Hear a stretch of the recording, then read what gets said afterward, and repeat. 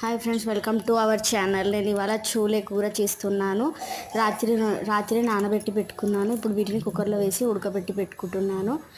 శనగలు ఉడికేటప్పుడు ఒక క్లాత్లో కొద్దిగా టీ పౌడరు, దాల్చిన చెక్క, ఇలాచీలు కూడా వేసి ఉడకబెట్టుకున్నాను. అది చూపించలేకపోయాను, స్కిప్ అయింది.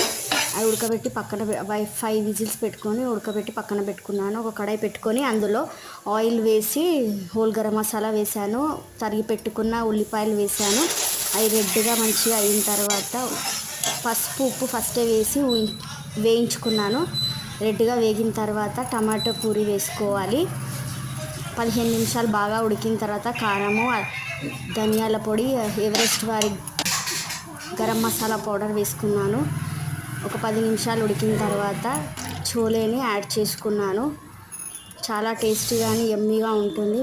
నచ్చితే మీరు కూడా ట్రై చేయండి. బాయ్.